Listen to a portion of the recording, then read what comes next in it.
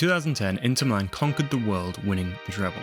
2 years later, they finished 6th. The next year, they finished 9th. It would be 10 years before they reached that height again. So we're going to take over the FIFA 11 Inter Milan team in pursuit of something that FIFA won't even let you accomplish in 1 year. We're going to win the treble. So an important note, on this channel, we do not simulate any games. We play every single game so that we can see every single goal. We also log all the games, all the stats, they go into our spreadsheets and give a real insight to how the players are playing. If you're into that kind of stuff, please do subscribe. We've got tons of that kind of stuff on this channel. We're so close to 10k subs now, and I would love to do that before the end of the year. I have some really fun stuff planned for when that happens. So here's the first look at the team in the form of a 4-1-2-1-2 narrow. This makes the most of our incredible midfield options. At the back, we have Julio Cesar. Maicon, Lucio, Samuel, and Zanetti are the back four. We've got Cambiasso DM, Motta and Stankovic in the middle, and then Schneider is the 8 with Eto'o and Milito as our forwards. This is the formation I found gets all of our best players onto the pitch. By default, Inter set up in a 4-2-3-1 with Eto'o out wide as an attacking midfielder. But our bench looks great if you go by names. We've got Pandev, we've got Coutinho, Montari, Chivu,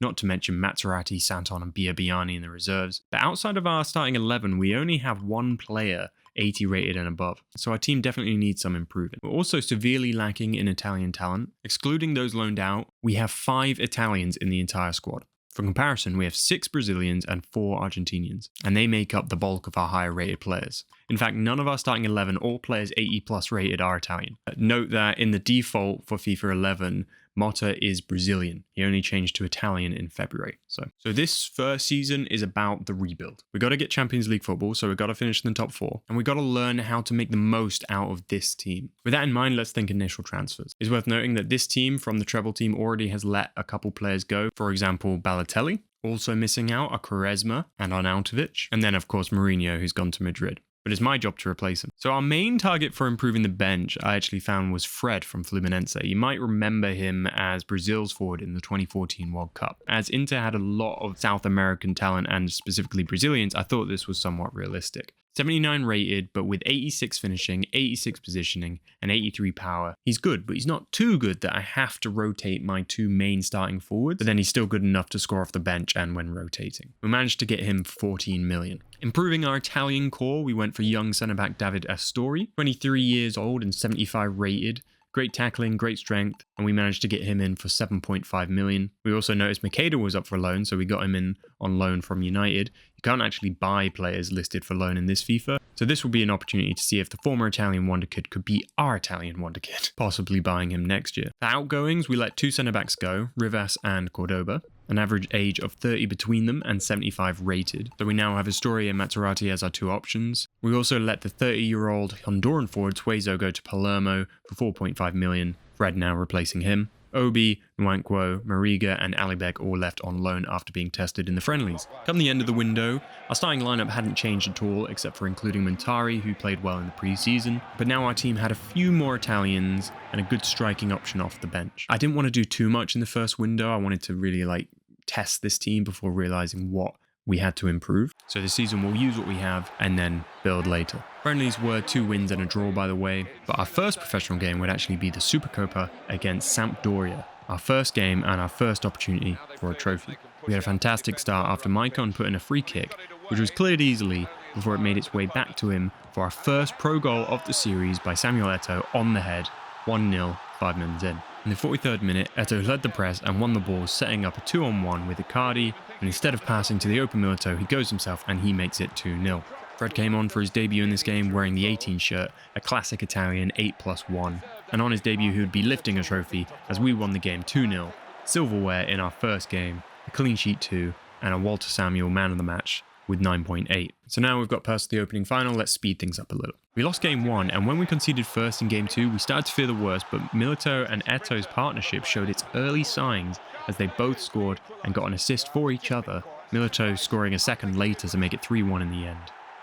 We got the win against Udinese with Lucio getting us the winner, and by winner I mean doing this in the 89th minute to guarantee our 3 points. So he would miss the game against Catania where Fred would score his first goal, a last minute winner golazo, and yes, this is absolutely counting as a Fred goal as he clearly takes the touch that takes it towards the goal and the keeper's touch does nothing to change its direction. You can comment if you don't like that. Our first big game was Roma where Eto'o got the opener, assisted by someone outside of the boot just to get it past Castellini. So by the way, we are playing legendary in all these games. I did just want to mention that. Lucio was making his comeback in this game, and a cruncher against Menez kept his card tally high, and he was a bit late on Pizarro, meaning 2 consecutive reds. Samuel did this tackle on Totti in the 90th minute, keeping us the 3 points.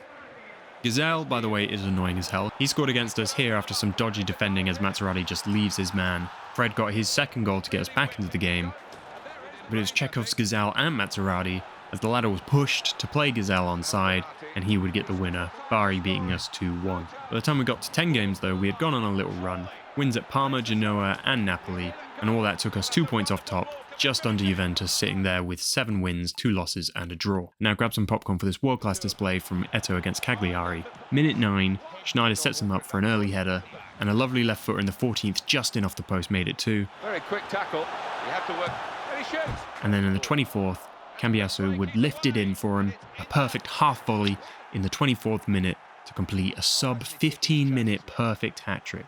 This would solidify the Cameroonians' claim for the Golden Boot race, 3 higher than next place Vukanic, and 5 higher than next up Ronaldinho and Quagliarella. Now let me explain what actually happened there. This was our first major tactical change. I noticed that Schneider up until this point was just not working behind our strikers. His average rating was 6.8, he had just the 1 goal and no assists across 11 games. Meanwhile, we noticed that of the 14 open play goals we had scored so far, 7 had been headers. Exactly half, which is an abnormal amount. According to this article by Matt Barlow, headed goals have slowly been declining. I believe this is Premier League stats, but it still gives a good indication. But the headed goals percentage of that year was 17%. We're at 50%. Doesn't take much to see that we're wildly above average in terms of percentage of headed goals. So I trialed a more creative look at our current formation. Just moving the players around, moving Schneider into right centre mid and Cambiasso from DM to left centre mid. So now we have 2 of our best crossers from centre midfield on the side of their foot. To support this, Pandev came in as a 10,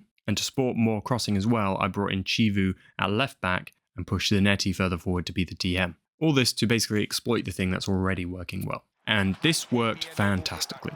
In the next game, 3 goals in half an hour as we know, all 3 set up by players in new positions, and Schneider getting his first assist exactly in the way that was intended by this formation change. And then things would actually go further, Schneider getting another crossed assist, and then completing a hat-trick of assists, helping Maicon make it 5-0 away, our biggest win of the series yet. So the changes are working. After the game, Eto'o went up to an 85. This is how FIFA 11 used to show that, no player rating page or anything like that. Now, Milan. As it stands, we're both on the same amount of points, exact same result record, only Milan have scored 4 more and conceded 3 more. And also, we could both go top with a win and a favourable result from Juve. It doesn't really show up well in the video, but this is the Milan shirt I'm wearing. Lovely one. Put a link below to the classic football shirts Inter Milan section if you're interested. Look at all these names, it's crazy. If you click that link or use my other link to their main page, you can get 10% off by using the code RETROFIFA10. And if you do so through that link, it'll help the channel out, so I'd really greatly appreciate it. Thank you very much. Again, use that link. Back to the video. Minute 18, Milito continues the crossing form to find Eto'o for the opener.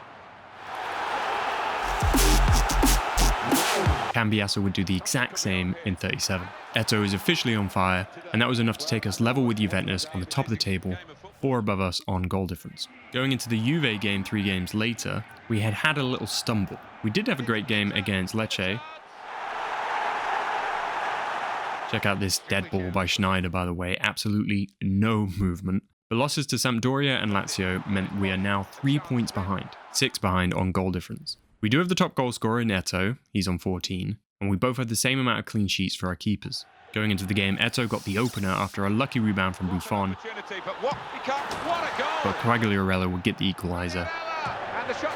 In the last minute, Eto'o would have a chance, but the game would end 1-1. The tussle for top continues and we remain 3 points between us. So as you watch the highlights to this game against Chievo Verona, I should mention our playstyle. So it's obviously developed for crosses as mentioned by the formation duel and our tendency for headed goals. So here's a chart I made showing how our crosses per game developed over time. As you can see, the amount of attempted crosses per game increased game by game, the blue marks here being the games. The red line is a rolling average over 5 games, and right here is the tactic change. So you can clearly see as we've evolved, we've been like really focusing on crosses being an integral part of our gameplay. Just before getting into January, in the moment everyone saw coming, Fred picked up an injury.